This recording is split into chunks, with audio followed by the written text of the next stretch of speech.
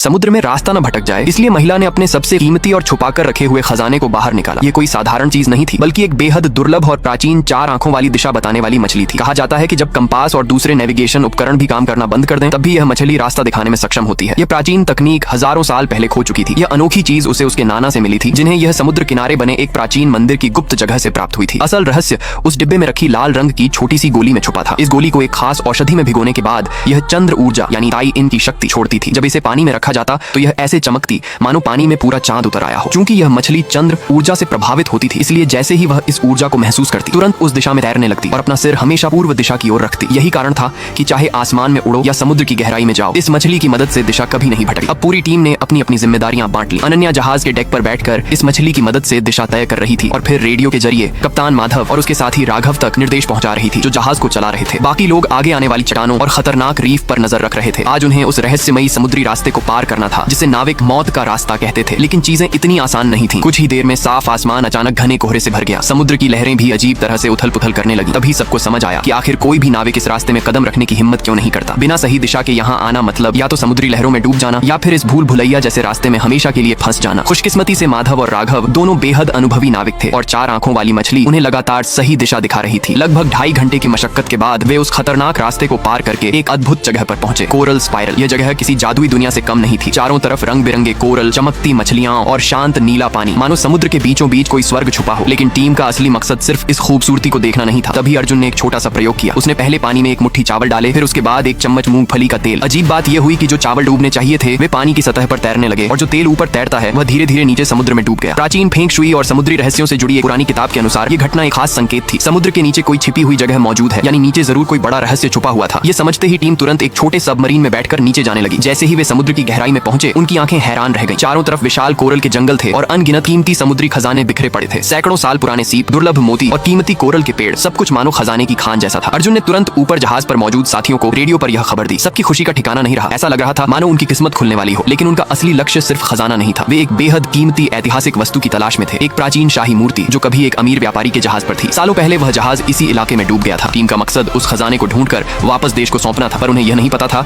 कि इस जगह पर खतरे हर तरफ छिपे हुए हैं। कुछ ही मिनटों बाद उनका कम्युनिकेशन सिस्टम अचानक बंद हो गया। सबमरीन के अंदर सन्नाटा छा गया। तभी अंधेरे पानी में एक डरावनी आकृति दिखाई दी। एक विशाल और भयानक सफेद समुद्री मछली जो सीधे उनकी ओर बढ़ रही थी। राघव ने तुरंत अर्जुन को चेतावनी दी कि सुरक्षा लॉक चालू कर दे, लेकिन वह डूबे हुए जहाज की तलाश में इतना व्यस्त था कि खतरे को समझ ही नहीं पाया। अगले ही पल वह दानव मछली तेजी से आकर सबमरीन पर हमला कर बैठी। उसकी एक जबरदस्त टक्कर से सबमरीन की बाहरी परत टूट गई। तब जाकर अर्जुन को अपनी गलती का एहसास हुआ। उसने तुरंत सुरक्षा सिस्टम चालू किया। जब मछली ने दोबारा हमला किया तो तेज नुकीले स्पाइक्स उसकी देह में घुस गए और वह घायल हो गई। अगला पार्ट देखने के लिए चैनल को जरूर सब्सक्राइब करें।